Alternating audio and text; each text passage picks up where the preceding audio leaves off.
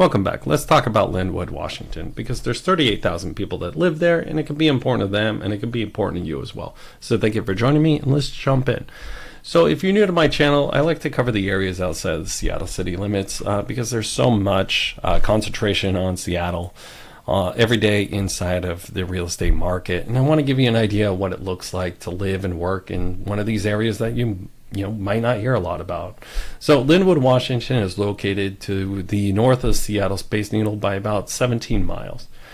On top of that, it's right along I-5, and it's right where I-405 terminates, and it's just south of Everett, Washington. It's to the east of Edmonds, and it's to the northwest of the Bothell, Kirkland area. One of the principal employers in this area is actually the school district, the Edmonds School District, because there's 2,800 people that work for the Edmonds School District and they live in Lynnwood. It's surprising. I was surprised by that. Also, if you're a huge Bachelor fan, Katie Thurston is from the Lynnwood area.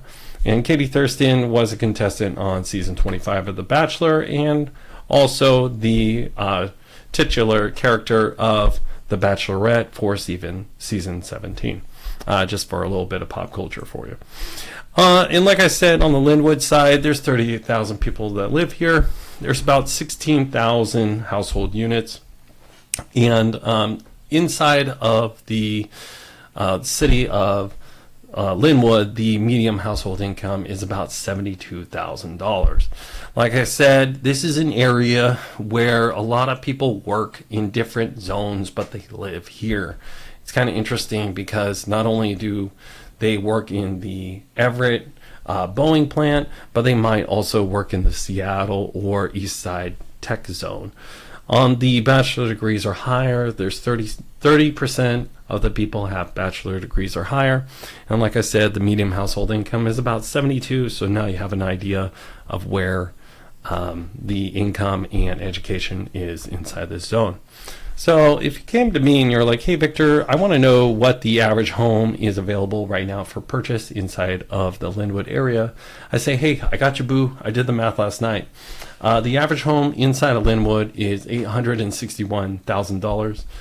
List price, it's still on the market for 48 days. It's 3.5 beds, 2.5 bath, and it's about 1,854 square feet. Now that might sound like a lot of numbers, and it doesn't really give you an idea of where things are been or where they're at right now.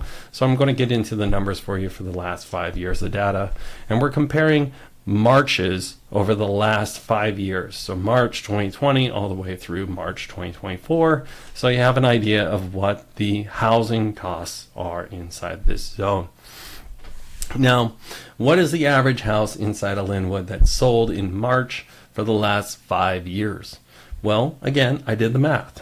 It came out to 1,934 square feet, 3 beds, a bonus room, and 2.25 bath.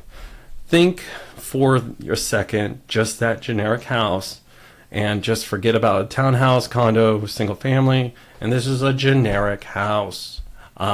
Just forget about the style, forget about the condition, but this is a generic house, and that's what we're using to compare on a price per square foot method, so you have an idea of how much prices have changed in the last 5 years.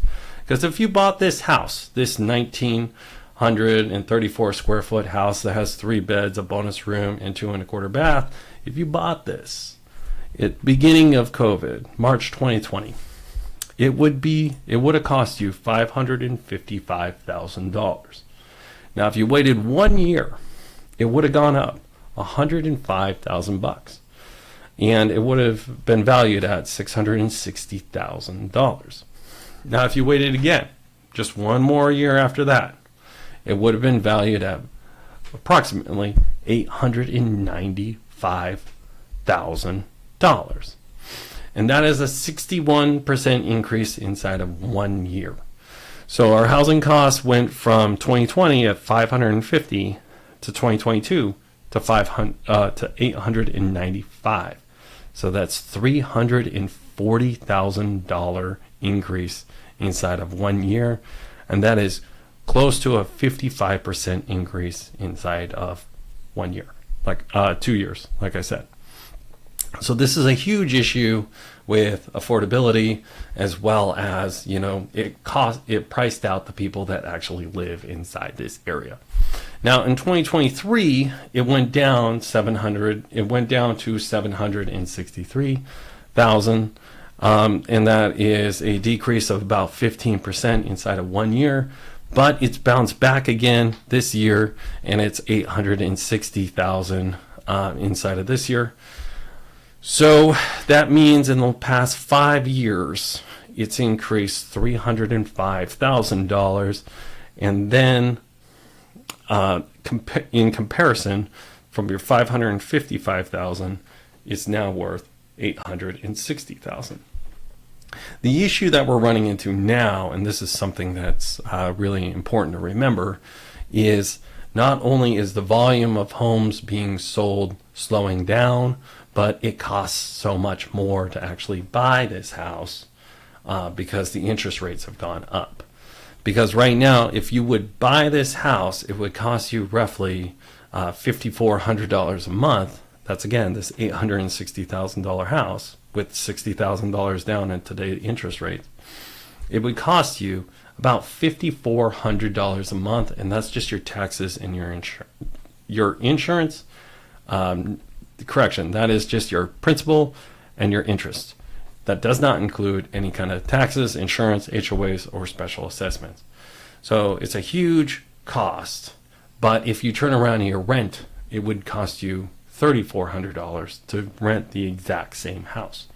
So it's 62% more to buy now than it is to rent.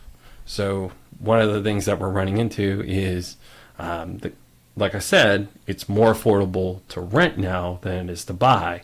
And the people that are renting the single family houses are typically the people that are going to be next in line to buy the single family houses. So we're running into an issue here with affordability.